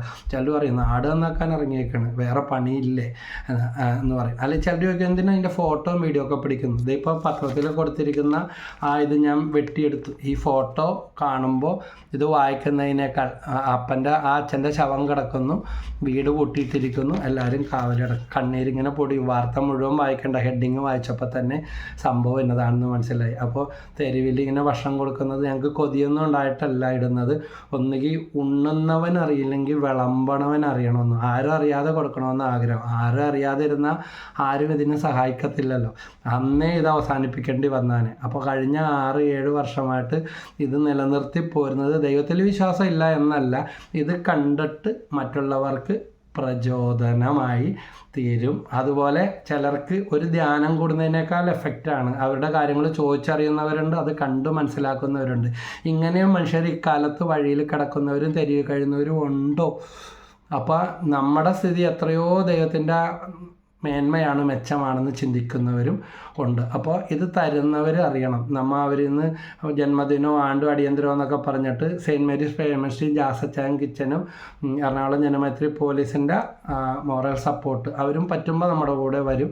അപ്പോൾ അങ്ങനെയാണ് ഇതുവരെ ചെയ്തുകൊണ്ടിരുന്നത്. അപ്പോൾ ഇത് ഏറ്റവും നല്ല ഭക്ഷണമാണ്. നമ്മൾ ഒരു നോൺ വെജ് ഫുഡും തോരനും അച്ചാറെല്ലാം ചേർത്ത് നല്ല കണ്ടെയ്നർ പാക്കറ്റിൽ, കാരണം നഗരത്തിൽ മലിനീകരണം ഉണ്ടാക്കാമെന്നും പറഞ്ഞിട്ട് അതിൻ്റെ പേരിൽ നമുക്ക് പെറ്റി വരരുത്. അപ്പോൾ ഇത് കഴിഞ്ഞാൽ ആ സ്ക്രാപ്പ് അവിടെ ഇട്ട പിറക്കുകാർ ഭദ്രാവതി എടുക്കുന്നവർ അലുമിനിയം ആയതുകൊണ്ട് അവരത് പിറക്കി കൊണ്ടുപോകും, അവർക്ക് 10 പൈസ കിട്ടും. അപ്പോൾ മലിനീകരണവും നടക്കുന്നില്ല, ഒരു വലിയ സപ്പോർട്ടും അവിടെ ഉണ്ടാകുകയാണ്. അപ്പോൾ ഇങ്ങനെയൊക്കെയാണ് കാര്യങ്ങൾ. ചിലരൊക്കെ വീഡിയോ പിടിച്ചെന്തിനാ, ഫോട്ടോ പിടിച്ച് എന്തിനാ എന്ന് ചോദിക്കും. കാര്യം ഇതാണ്, നമുക്ക് ഇത് തരുന്ന സഹായിക്കുന്നവരോട് ഉത്തരവാദിത്വമുണ്ട്. സമൂഹത്തോടുള്ള വലിയ ഉത്തരവാദിത്വം എന്ന് പറഞ്ഞാൽ എന്തുകൊണ്ട് ഇതിലൊരാൾ ഞാനായില്ല, നിങ്ങളായില്ല, ഇതിനേക്കാൾ എത്രയോ ഭേദമായിട്ടാണ് ദൈവം നിങ്ങളെ അലങ്കരിക്കുന്നത് എന്ന് ചിന്തിക്കാനും, ഇത് കണ്ടിട്ട് ഇനി തൈജുബദറിൻ്റെ വിശപ്പിൻ്റെ വിളിയിൽ സഹായിച്ചില്ലെങ്കിലും നമ്മൾ വിചാരിച്ച എന്തെങ്കിലുമൊക്കെ ഇതുപോലെ കണ്ടെത്തുക. നേരത്തെ പറഞ്ഞില്ലേ ബ്ലഡ് ഡൊണേഷൻ, നമ്മുടെ വീട്ടിൽ 4-5 പേരുണ്ട്, ഒരു 3 പേർക്കെങ്കിലും കൊടുത്തുകൂടെ? ഞാൻ ഓർക്കണം എൻ്റെ കൂടെ നമ്മൾ ജനമൈത്രി പോലീസിലെ ബിനോ ബാബു സാറ്, അദ്ദേഹത്തിൻ്റെ ഭാര്യയും 6 പേര് ഞങ്ങൾ ലൂർദ് ആശുപത്രിയിൽ ശ്രമദാനമായിട്ട് രക്തം കൊടുക്കാൻ Ernakulam east AC Vincent Paul സൊസൈറ്റിയുടെ ശുശ്രൂഷയും കൂടെ എനിക്കുണ്ട്, വരാപ്പുഴ രൂപത. അപ്പോൾ ബ്ലഡ് കൊടുക്കാൻ ഞങ്ങളുടെ ഊഴമാണ്. ആ കൂട്ടത്തിൽ വരേണ്ടവർ വരാതിരുന്നപ്പോൾ ബിനോ ബാബു സാറിൻ്റെ ഭാര്യയും ബിടെക് കഴിഞ്ഞ വ്യക്തിയാണ്, ഞങ്ങളുടെ കൂടെ അതിന് വന്നു. പക്ഷേ 50 കിലോ താഴെ അണ്ടർ വെയ്റ്റ് ആണെന്നും പറഞ്ഞിട്ട് അതിനെ ബ്ലഡ് എടുക്കാതെ തിരിച്ചു വിട്ടു. ആളൊരു ചെറിയ ആളാണ്, അധികം ആരോഗ്യമില്ല. പക്ഷേ അവിടെ അതിലുള്ളവരും ഞങ്ങളെല്ലാവരും അഭിനന്ദിച്ചു. തനിക്ക് ആരോഗ്യമില്ല, പറ്റൂല്ലെങ്കിലും ഒരു രോഗിക്കെങ്കിലും ഉപകാരപ്പെടട്ടെ എന്ന് കരുതി. എന്നിട്ട് അവർ പറഞ്ഞു ഇനി വെയിറ്റ് കൂടുമ്പോൾ ഇതുപോലെ വന്നു, നമുക്ക് സ്ത്രീകൾക്കും കൊടുക്കാനായിട്ട് സാധിക്കും. പക്ഷേ ഞാൻ വിചാരിക്കുകയാണ്, അധികം താമസിയാതെ തന്നെ PSC ലിസ്റ്റിൽ 89ാമത്തെ റാങ്കിൽ കടന്നിരുന്ന, കിട്ടൂലെന്ന് വിചാരിച്ചിരുന്ന ഇലക്ട്രിസിറ്റി ബോർഡ് എഞ്ചിനീയറിൻ്റെ ജോലി കിട്ടി. ഇപ്പോൾ കടവന്തറ ഇലക്ട്രിസിറ്റി ബോർഡിൽ ട്രാൻസ്ഫറായി വന്ന് തൃശ്ശൂർ വാടാനപ്പള്ളിയായിരുന്നു ജോലി എടുക്കുന്നുണ്ട്. അതുകൊണ്ട് ഞാൻ പറഞ്ഞു, ഒത്തിരി സ്ത്രീകൾക്ക് ചിലർക്ക് പേടിയാണ്, ചിലർക്ക് സ്ത്രീകൾക്ക് മാസമുറയൊക്കെ ഉള്ളതുകൊണ്ട് അവർക്ക് രക്തം കൊടുക്കാൻ പറ്റൂലെന്നുള്ള തെറ്റായ അറിവൊക്കെയാണ്. പക്ഷേ എല്ലാവരും അഭിനന്ദിച്ച്, ആരോഗ്യം കുറവുണ്ടായിട്ട് പോലും വന്നല്ലോ എന്ന്. ഇത് ദൈവത്തിൻ്റെ വലിയ അത്ഭുതമാണെന്ന് അദ്ദേഹവും ഭാര്യയും പറഞ്ഞതാണ്. ഇപ്പോൾ AE ആയിട്ട് ഗവൺമെൻറ് സർക്കാർ ജോലി മേടിക്കുന്ന ഒരു ജോലി എന്ന് മാത്രമല്ല, വിശപ്പിൻ്റെ വെളിയിലേക്ക് അവരുടെ ഭർത്താവ് അതിൽ ജനമൈത്രി പോലീസാണ് സഹായിക്കുമെങ്കിലും അദ്ദേഹത്തിൻ്റെ പേർക്ക് അരിയും ഇതൊക്കെ മേടിച്ചു കൊണ്ടുവന്ന് തരും. ഈ കാഴ്ച കണ്ടിട്ട് പലപ്പോഴായിട്ട് അദ്ദേഹത്തിൻ്റെ അമ്മ പ്രായമായ അമ്മ, നടക്കാൻ വയ്യ, പിടിച്ച് കുറേ പച്ചക്കറിയും ഇതൊക്കെ മേടിച്ചുകൊണ്ട് വന്നിട്ട് ഇങ്ങനെ ഉപയോഗിക്കുന്ന അവസ്ഥ. ഞാനിത് പറഞ്ഞത് ഇതാണ്. ഇങ്ങനെയൊന്നും പറയുന്നത് അവർക്കൊന്നും ഇഷ്ടമല്ല. പക്ഷേ ഇതാണ്, ഉണ്ണുന്നവൻ അറിഞ്ഞില്ലേ വിളമ്പനം. ഉണ്ണാൻ കൊടുത്തതിൽ ഊട്ടുവരെ കാണിച്ചു കൊടുക്കാം. നല്ല മാതൃകൾ പറയുന്നതിൽ ആൾക്കാരൊക്കെ മരിച്ചു കഴിഞ്ഞിട്ടാണ്. നമ്മുടെ നാട്ടിൽ അങ്ങനെയാണ്. ജീവിച്ചിരിക്കുമ്പോൾ പറഞ്ഞാൽ അത് പൊങ്ങച്ചോണം, അഹങ്കാരമാണ്. മരിച്ചു കഴിയുമ്പോഴാണ് വാനോളം വാഴ്ത്തിക്കൊണ്ടിരിക്കുന്ന അവസ്ഥ. മരിച്ചു കഴിഞ്ഞിട്ട് 10,000 ലക്ഷം വാക്ക് പറയുന്നതൊക്കെ ജീവിച്ചിരിക്കുമ്പോൾ ഒന്ന് പറഞ്ഞാൽ എന്തൊരു മോട്ടിവേഷനാണ്. അത് അനേകർക്ക് പ്രചോദനമല്ലേ. അതുകൊണ്ട് നമ്മൾ വലത് കൈ ചെയ്യുന്ന ഇടത് കൈ അറിയരുത്, അതൊക്കെ പറഞ്ഞിട്ടുണ്ട്. പക്ഷെ സൽപ്രവൃത്തികൾ, നിങ്ങളുടെ പ്രകാശം അവരുടെ മുമ്പിൽ വെളിപ്പെടട്ടെ എന്ന് വിശുദ്ധ ഗ്രന്ഥത്തിൽ പറഞ്ഞിരിക്കുകയാണ്. ഇതാ വെളിച്ചം എന്ന് പറഞ്ഞാൽ മൂടി വെക്കാനുള്ളതല്ല, അത് മറ്റുള്ളവർക്ക് പങ്കുവെച്ച് കൊടുക്കാനാണ്, നന്മ ചെയ്യാനാണ് ദൈവം നമ്മളിൽ നിന്ന് ആഗ്രഹിക്കുന്നത്. കാരണം തോബിത്ത് 4:11 പറയുന്നുണ്ട്, ദാനധർമ്മം അത്യുന്നതൻ്റെ സന്നിധിയിൽ വിശിഷ്ടമായ കാഴ്ചയാണ്. ഇനി പുറത്തൊക്കെ നടന്ന് എല്ലാം ചെയ്യുന്നു, അച്ഛനും അമ്മേനെയും പട്ടിണിക്കിടുന്ന സ്വഭാവം അത് ആശ്വാസമല്ല. പുറത്ത് ഭയങ്കര പൊതുപ്രവർത്തകൻ, ഭയങ്കര ആത്മീയത, ഭയങ്കര സ്പിരിച്വാലിറ്റി. പക്ഷേ സ്വന്തം കുടുംബത്തിൽ ഒന്ന് മിണ്ടാൻ പിശുക്ക്, കാണാൻ പിശുക്ക്, അല്ലെങ്കിൽ അറപ്പ്, ചിലപ്പോൾ ആന്തരിക മുറിവായിരിക്കാം. നല്ല കൗൺസിലിങ്ങിലൂടെ എല്ലാം മാറ്റം വരുത്താം. അതുകൊണ്ട് ഇത് അനേകർക്ക് പ്രചോദനം വരട്ടെ. നിങ്ങളുടെ കമൻസുകൾ. എൻ്റെ അപ്പനും അമ്മയും മരിച്ചു പോയിട്ട്, അപ്പച്ചനും മരിച്ചിട്ട് 21 വർഷമായി, അമ്മ മരിച്ചിട്ട് 6-7 വർഷമായി, പെങ്ങളും എന്നെക്കാൾ 8 വയസ്സ് ഇളയതാണ്. ആരാദ്യം പോകുന്നതെന്നറിയില്ല. എന്തിന് നമുക്ക് നടിക്കാൻ യോഗ്യതയുണ്ട്? ഒരു ജീവിതമുള്ളൂ. ജീവിച്ചിരിക്കുമ്പോൾ ഒന്ന് ചേർത്ത് നിർത്ത്, ഒന്ന് ഹഗ് ചെയ്യ്. അവർക്കും ഗുണം, നമുക്കും ഗുണം. എന്തോരം നല്ല ഹോർമോണുകൾ നമ്മളിൽ ഉൽപ്പാദിപ്പിക്കപ്പെടും. സന്തോഷത്തോടെ നടക്കാൻ പറ്റും. അത് തന്നെ ഒരു സാക്ഷ്യമല്ല. അല്ലെങ്കിൽ വരിഞ്ഞ് മുറുകി ഏറും പിടിച്ച് ഏതാണ്ട് ജീവിച്ച് തീർക്കുന്ന അവസ്ഥ. കുറേ പൊന്നും പണം ഉണ്ടായിട്ട് അതിട്ട് മൂടിയിട്ട് ഇന്ന് പേപ്പറിൽ വായിച്ചതാ 75,000 രൂപ ആയി. 3,00,000 അല്ലേ, 75,000 രൂപയായി സ്വർണത്തിൻ്റെ വില. മനുഷ്യർ ഇതിൻ്റെയൊക്കെ പുറകെ പരക്കം പാകുക. ഉപയോഗിക്കുന്നവരുടെ എണ്ണം കൂടുന്നു, ഇല്ലാത്തവരുടെ കരച്ചിൽ കൂടുന്നു. അപ്പോൾ കള്ളന്മാരുടെ എണ്ണം അതിനേക്കാൾ പെരുകുന്നു. ഇങ്ങനത്തെ അവസ്ഥകൾ. അതുകൊണ്ട് നമ്മുടെ നിക്ഷേപം, നമ്മുടെ സ്വർണം, നമ്മുടെ കുടുംബങ്ങളിൽ തന്നെ ജീവനുള്ള ആ ചലിക്കുന്ന സ്വർണങ്ങൾ, രത്നങ്ങൾ, നിധികൾ, നമ്മുടെ മാതാപിതാക്കൾ, പ്രായമായവർ, അവരെ കേൾക്കാം, അവരെ ചേർത്ത് നിർത്താം. പറഞ്ഞത് തന്നെ പിന്നെയും പറഞ്ഞേക്കാം. കുറ്റം മാത്രമേ പറയുള്ളായിരിക്കാം. അവരുടെ ജീവിതത്തിൽ വളർന്നപ്പോൾ കിട്ടിയതാ. ചിലപ്പോൾ ഇപ്പോൾ അതൊന്നും മാറ്റാൻ അല്ലെങ്കിൽ തിരിച്ചറിവ് ഉണ്ടാകത്തില്ല. കേൾക്കുന്നവർക്കും അറിയാം. എല്ലാവരോടും പറയണമെന്ന് പറഞ്ഞാൽ കേൾക്കുന്നവർക്കൊക്കെ അറിയാം. അവർക്കറിയാം ഇതൊന്നും ഉള്ള കാര്യമല്ല, നിങ്ങൾ നല്ലോണം നോക്കുന്നുണ്ട്, ചെയ്യണുണ്ട്, ഇതുപോലെ ആരും നോക്കൂലെന്ന് പറയുന്നവരുണ്ട്. അതുകൊണ്ട് എനിക്കിന്ന് എൻ്റെ അപ്പനും അമ്മയും മരിച്ചിട്ട് ഒരുപാട് വർഷമായി. അപ്പോൾ അത് ഓർക്കുമ്പോൾ, പറയുമ്പോൾ തന്നെ കണ്ണ് നനയും. ഇതുപോലെ കാത്തിരിക്കാൻ, ഒന്ന് വഴക്കറിയാൻ. അന്നൊക്കെ വഴക്ക് പറയണമെങ്കിൽ നമ്മൾ തിരിച്ച് നിൽക്കും, അല്ലെങ്കിൽ എന്താ പറയും. പക്ഷെ അങ്ങനെയൊന്നുമില്ല കേട്ടോ. എൻ്റെ അമ്മയൊന്നും സമ്മതിക്കൂല. അപ്പൻ്റെയൊക്കെ കാല് പിടിച്ച് അപ്പം പറയും, നിനക്ക് ജീവിതത്തിൽ നാട്ടുകാരുടെ കാല് പിടിക്കേണ്ട അവസ്ഥ ഉണ്ടാവില്ല. അത് സത്യമാണ്, ഇന്ന് അനുഭവിച്ചറിയുകയാണ്. എവിടെ പോയാലും ആ ബ്ലെസ്സിങ് ഉണ്ട്. എന്നോടൊരു വലിയ ശുശ്രൂഷകൻ പ്രാർത്ഥിച്ചിട്ട് പറഞ്ഞ ഇതാണ്, അപ്പനിലൂടെ കിട്ടിയ അനുഗ്രഹം. അപ്പൻ്റെ അമ്മയുടെയും പ്രാർത്ഥനയുടെ ഇതാണ് വലിയ മിടുക്കനായിട്ട് നല്ല ചെത്തിപ്പൊളിച്ച് ശുശ്രൂഷയും മോട്ടിവേഷനും വിശപ്പിൻ്റെ വിളിയൊക്കെ ആയിട്ട് നടക്കുന്നത്. അല്ലാതെ ഇത് സാധാരണ ഒരാൾക്ക് ചെയ്യാൻ പറ്റിയ കാര്യമല്ല. അവരുടെ അനുഗ്രഹം നിങ്ങളുടെ കൂടെ ഉള്ളത് കൊണ്ടാണ് സഹോദര. അവർ ചെയ്തു വെച്ചാൽ പ്രാർത്ഥിച്ച് നേടി തുടങ്ങിയിട്ട് തന്ന പുണ്യമാണ് ഇപ്പോൾ വലിയ മിടുക്കനായിട്ട് നടക്കുന്ന. കണ്ടില്ലേ എന്ന് ആരുടെ മുമ്പിലും പറയുന്നത് എനിക്കൊരു നാണക്കേടുമില്ല. അത് തന്നെയാണ്. നിങ്ങളുടെ അഭിപ്രായങ്ങളും കമൻസുകളും പ്രാർത്ഥനകളും യൂട്യൂബിലൂടെ സെൻഡ് ചെയ്യുകയോ അതുപോലെ ഇനി പറ്റില്ലെങ്കിൽ വാട്സാപ്പിലൂടെ. ചിലപ്പോൾ ഒരുപാട് പേര് വിളിക്കുമ്പോൾ കിട്ടാതെയൊക്കെ വരുന്നുണ്ട്. സോറി കേട്ടോ, മനഃപൂർവ്വമല്ല. പിന്നെ ഒരുപാട് മണിക്കൂറൊന്നും നമുക്ക് അത്യാവശ്യ കാര്യം പറയാനുള്ളതാണ് ഫോൺ. അല്ലാത്തപ്പോൾ നേരിട്ട് കണ്ടെത്താൻ അങ്ങനെ വരുന്നവരുണ്ട്, സംസാരിക്കുന്നവരുണ്ട്. അപ്പോൾ ദൈവം ഇടപെടും. അങ്ങനെ ഉള്ള സമയങ്ങൾ ചിലപ്പോൾ പറയുന്ന സമയത്ത് നമുക്ക് കാണാം. വാട്സാപ്പിലിട്ടാലും മറുപടികൾ കൊടുക്കുന്നുണ്ട്. അങ്ങനെ ഒരു ജീവിതവും നമുക്കുള്ള ഒരു ഡിമാൻഡും കാണിക്കുന്നില്ല. പക്ഷേ വേറെ ശുശ്രൂഷ, ഈ കഴിഞ്ഞ ദിവസമൊക്കെ വചനാലയത്തിലെ ശുശ്രൂഷ, കഴിഞ്ഞ കുറച്ച് ദിവസം മുമ്പ് ചിറ്റൂർ ധ്യാനേന്ദ്രത്തിൽ പ്രസംഗിക്കും. അപ്പോൾ ആ സമയത്തൊന്നും ഫോൺ എടുക്കാനായിട്ട് പറ്റത്തില്ലല്ലോ. പിന്നെ കുടുംബപരമായിട്ടുള്ള ചില ആവശ്യങ്ങളും ഫംഗ്ഷനുകളും വരും. ചിലർ ഇവിടെ വന്ന് സംസാരിക്കാൻ വരും. മുമ്പിൽ ഒരാൾ വന്നിരിക്കുമ്പോൾ നമുക്ക് ഫോൺ എടുക്കാനായിട്ട് നിങ്ങളാണെങ്കിൽ എന്ത് വിചാരിക്കും? വിളിച്ചോളാൻ പറഞ്ഞിട്ടുണ്ട്. അതുപോലെ എൻ്റെ പങ്കാളിയുടെ നമ്പറും അതിൽ കൊടുത്തിട്ടുണ്ട്. അപ്പോൾ ഇനി അറിയിക്കേണ്ട മെസ്സേജ് ആണെങ്കിൽ പറയേണ്ടതാണെങ്കിൽ പറഞ്ഞു. എന്നേക്കാൾ നല്ല കൗൺസിലറും നല്ല ബ്ലെസ്ഡ് ആയിട്ടുള്ള നല്ല ഗിഫ്റ്റുള്ള ആളാണ് ജോളി ഷൈജു. അതുകൊണ്ട് ബ്രദറിനോട് തന്നെ പറയണം, അത് നിങ്ങളുടെ ഒരു ട്രസ്റ്റാണ്. അങ്ങനെ വിചാരിക്കേണ്ട, അതിനേക്കാൾ അടിപൊളിയായിട്ട് അങ്ങനത്തെ പല സാക്ഷ്യങ്ങളും വരുന്നുണ്ട്. വിവാഹത്തിന് മുമ്പേ നേഴ്സിംഗും പഠിച്ചിട്ട് നേഴ്സിംഗ് ജോലി ഉപേക്ഷിച്ചിട്ട് പെൺപിള്ളേരൊക്കെ കാശുണ്ടാക്കാൻ വിദേശത്ത് ഓടുന്ന കാലഘട്ടത്തിൽ പൂർണ്ണമായിട്ട് 2 വർഷം കർത്താവിന് ധ്യാനകേന്ദ്രത്തിൽ IMS ധ്യാനകേന്ദ്രത്തിൽ മുഴുവൻ സമയ ശുശ്രൂഷ ചെയ്ത ഒരു വ്യക്തിയാണ് എൻ്റെ ജീവിത പങ്കാളി. എൻ്റെ ജീവിതത്തിൽ അതൊത്തിരി മുതൽക്കൂട്ടാണ്. എൻ്റെ മാതാപിതാക്കളുള്ള കടമകളിലും കാര്യങ്ങളിലും തിരുവാക്ക് എതിർവായില്ല എന്നതുപോലെ ഒരു മാതൃകയോടെ ജീവിച്ച ജീവിത പങ്കാളി ഉണ്ട്. അപ്പോൾ കുറവുകളൊക്കെ എല്ലാവർക്കും ഉണ്ടായിരുന്നു, എല്ലാവർക്കും ഉണ്ട്.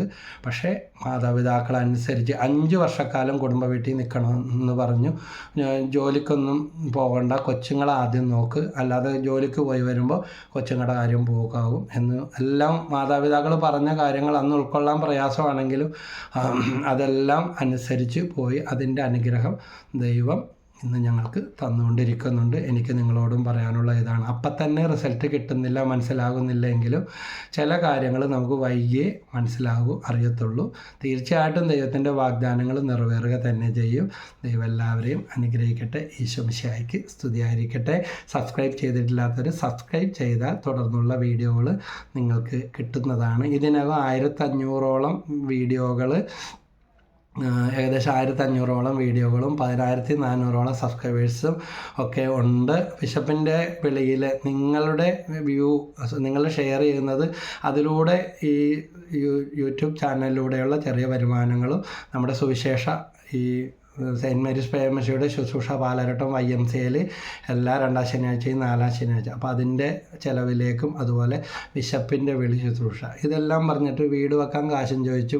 ബ്ലേഡുകാരന് കൊടുക്കാൻ ഇപ്പം തന്നെ ഇന്ന് 10,000 അല്ലെങ്കിൽ ജീവിക്കില്ല. അതൊന്നും പറഞ്ഞ് എന്നെ ഭീഷണിപ്പെടുത്തല്ലേ. എന്നെ ദൈവമേൽപ്പിക്കാത്ത കാര്യം ഞാൻ ചെയ്യത്തില്ല. ആ വക കാര്യങ്ങളിലൊന്നും പോകുന്നില്ല.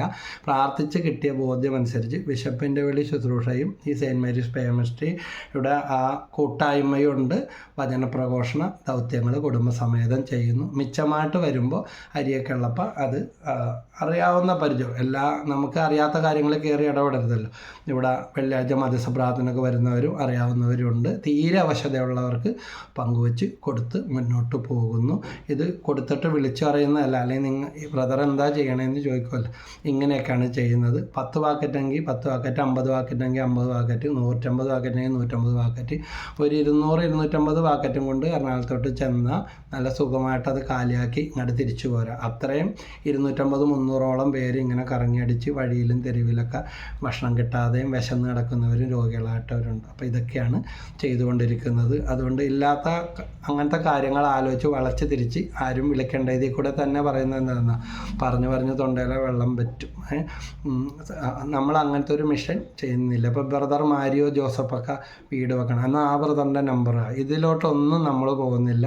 ഇതെല്ലാം നിങ്ങൾ അന്വേഷിക്കുക, കണ്ടുപിടിക്കുക ചെയ്യുക. നമ്മളെ ഏൽപ്പിച്ച ദൗത്യം നമ്മൾ ചെയ്തുകൊണ്ടിരിക്കുകയാണ്. ഇതെല്ലാം പോസിറ്റീവായിട്ട് എടുക്കാമെന്ന് വിചാരിക്കും. അതുകൊണ്ട് പലരും ഒരുപാട് പേര് പൈസയും ഇതൊക്കെ ചോദിച്ച് വലിയ ഉന്നത പദവിയിലിരിക്കുന്നവരെ ചതിക്കാനും പറ്റിക്കാനും നമുക്ക് കേട്ടാൽ മനസ്സിലാകും. ലോകം കുറേ കണ്ട് അനുഭവങ്ങൾ കുറേ കേട്ട് മുന്നോട്ട് പോയിക്കൊണ്ടിരിക്കുകയാണ്. അല്ലാതെ കരഞ്ഞതുകൊണ്ടോ വാശി പിടിച്ചതുകൊണ്ടോ ഒന്നും ഒരു കാര്യവും നടക്കാനായിട്ട് പോകുന്നില്ല. ഞാൻ ചിലരൊക്കെ വിളിക്കുമ്പോൾ പറയും, ഭാര്യയും ഭർത്താവും ഉണ്ടല്ലോ, ഒരാൾക്ക് ജോലിയില്ലെങ്കിൽ അടുത്ത ആൾ ജോലിയോ, അല്ലെങ്കിൽ 2 പേരും കൂടെ കൂടുമ്പോൾ അത് കൂട്ടി വെച്ച് സെക്യൂരിറ്റി പണിക്ക് പോയാൽ 14,000 രൂപയെ കിട്ടുള്ളൂ. എന്താ 14,000 രൂപ ഒരു രൂപയല്ലേ? 10,000 രൂപ കൊണ്ട് ജീവിക്കുന്ന കുടുംബങ്ങളറിയാം. 2 പേരും കൂടെ പോയാൽ എത്ര കിട്ടും? ഭാര്യയ്ക്കൊരു 10ഉം ഭർത്താവിനൊരു 14ഉം. ഇന്ന് ഇവിടെ ധാരാളം ചാൻസ് ഉണ്ട്. കാരണം ഞാൻ പ്രസംഗം അവസാനിപ്പിച്ചിട്ട് പോലും ധാരാളം ഹിന്ദിക്കാരൊക്കെ വന്ന് നാട്ടിൽ എനിക്ക് നേരിട്ടറിയാം. ഇവിടെ സ്വർഗം പോലെ ഇവിടെ നിന്ന് കൂലിപ്പണി ചെയ്തിട്ട് പോകുന്നവരുണ്ട്. അപ്പോൾ നമ്മുടെ ആൾക്കാർ ശനിയാഴ്ചയും പോകില്ല, തിങ്കളാഴ്ചയും പോകില്ല, തിങ്കളാഴ്ച പോയില്ലെന്നും പറഞ്ഞ് ചൊവ്വാഴ്ചയും പോകും, മഴ പെയ്താൽ പോകില്ല, വെയിൽ കൂടിയാൽ പോകില്ല. അപ്പം മടിയൻ മുടിയൻ്റെ സഹോദരനായി തീരും. അപ്പോൾ ഇതൊക്കെ തന്നെയാണ് പല കുടുംബങ്ങളിലും മാതാപിതാക്കൾക്ക് വേണ്ടി ചിലവ് വരുമ്പോൾ, വരുമാനം ഇല്ലാതാകുമ്പോൾ, അവർക്ക് വേണ്ടി മരുന്നിന് വരുമ്പോൾ അവഗണന, അല്ലെങ്കിൽ ഉള്ളത് പിഴിഞ്ഞെടുക്കുക, നേരത്തെ തന്നെ എഴുതി മേടിക്കുക. ദൈവത്തെ ഓർത്ത് മാതാപിതാക്കൾ ഇത് കേൾക്കുന്നവരുണ്ടെങ്കിൽ, അധികം ഉണ്ടെങ്കിൽ നേരത്തെ കൊടുത്തു, അല്ലെങ്കിൽ എപ്പോഴായാലും കൊടുക്കണ്ടല്ലെന്ന് വിചാരിച്ച് കാലശേഷം എന്ന് എഴുതി വെച്ചോ, പക്ഷേ അതിന് ഏനക്കേട് വന്നാൽ തിരിച്ചെഴുതാവുന്ന രീതിയിൽ ചെയ്തു വെച്ചോ. കാരണം ഇന്ന് ഒരു മനസാക്ഷിക്കുത്തില്ലാത്ത ഒത്തിരി കാര്യങ്ങൾ നടന്നുകൊണ്ടിരിക്കുകയാണ്. ചിലതൊക്കെ പേപ്പറിൽ വന്നുള്ളൂ. ഞങ്ങളുടെ അടുത്തൊക്കെ വന്ന് ഇതിൻ്റെ അപ്പുറത്തെ കഥകൾ പലതും പറയുന്നുണ്ട്. പക്ഷെ അവർക്ക് കേസാക്കണ്ട, മക്കളെ നാണം കെടുത്തണ്ട, അതിലും ഭേദം ഞങ്ങൾ ജീവിക്കാതിരിക്കണം, അങ്ങനെ അഡ്ജസ്റ്റ് ചെയ്ത് ജീവിക്കുന്നവരുണ്ട്. അപ്പോൾ ദൈവജന്യായ പരിശുദ്ധമ്മയുടെ മാധ്യസ്ഥം എല്ലാവർക്കും ഉണ്ടാകട്ടെ. ഈശോ മിശിഹായ്ക്ക് സ്തുതിയായിരിക്കട്ടെ. Praise the Lord.